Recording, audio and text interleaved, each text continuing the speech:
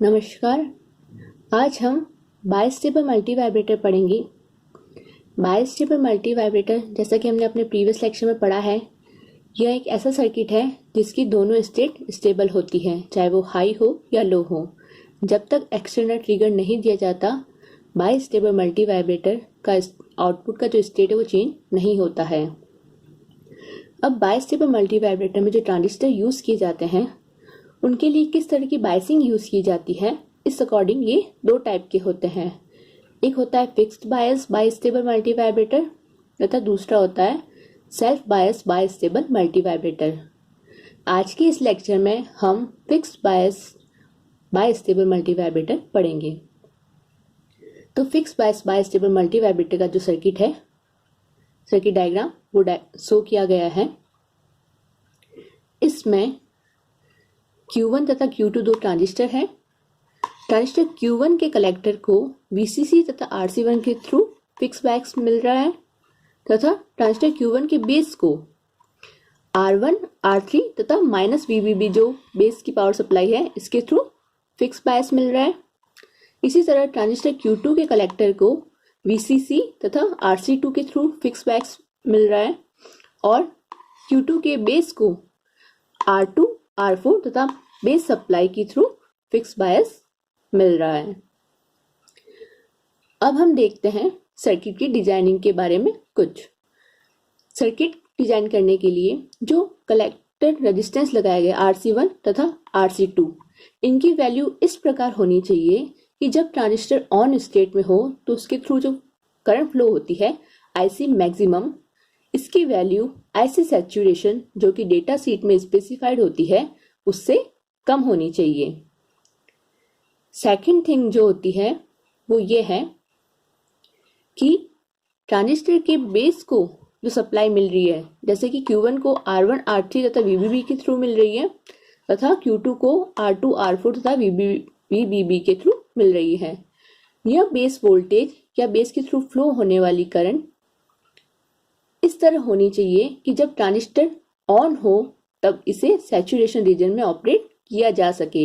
यानी कि इन कंपोनेंट जो बेस के लिए यूज किए गए इनकी वैल्यू इस तरह सेलेक्ट की जानी चाहिए कि बेस वोल्टेज ट्रांजिस्टर को सैचुरेशन रीजन में ऑपरेट कर सके।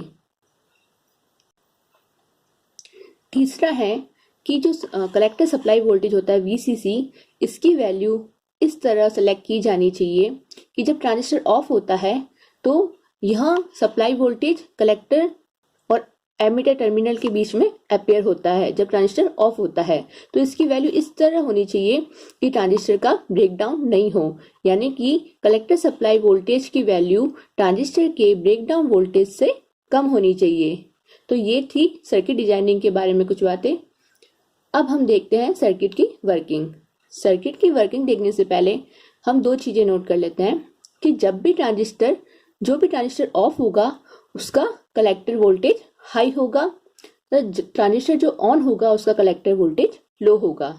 दूसरा है कि जब ट्रांजिस्टर के बेस पे जो बेस वोल्टेज है वह लो होगा तो ट्रांजिस्टर कट ऑफ रीजन में ऑपरेट करेगा, क्योंकि हमने बेस पे सप्लाई नेगेटिव लगा रखी है और ये एनपीएन ट्रांजिस्टर है, इसलिए जब बेस पे जो वोल्टेज है वो लो होगा तो ट्रांजिस्टर कौन से रीजन में ऑपरेट करेगा, कट ऑफ रीजन में ऑपरेट करेगा। अब हम देखते हैं बाइस्टेबल मल्टीवाइब्रेटर की वर्किंग। तो सबसे पहले हम ये मानते हैं कि जो ट्रांजिस्टर Q1 है वो ऑफ है तथा जो ट्रांजिस्टर Q2 है वो ऑन है।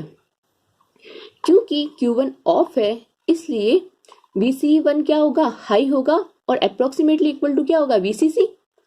तो कलेक्टर वोल्टेज VC1 हाई होने से क्या होगा, ये किसको मिल रहा है, Q2 के बेस को मिल रहा है, इसलिए VB2 ट्रांजिस्टर Q2 के बेस पर वोल्टेज क्या हो जाएगा, हाई होगा और इसीलिए ट्रांजिस्टर Q2 ऑन ही रहेगा। क्योंकि ये ऑन है इसलिए VC2 क्या होगा, लो होगा और यह लो वोल्टेज किसको मिल रहा है, Q1 के बेस को, और VB1 लो होने के कारण Q1 हमेशा ऑफ ही रहेगा।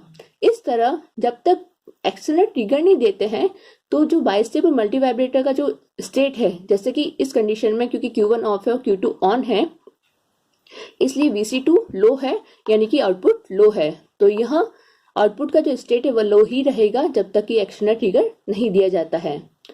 अब मल्टी वाइब्रेटर के आउटपुट के स्टेट को चेंज करने के लिए एक्सटर्नल ट्रिगर दिया जाता है।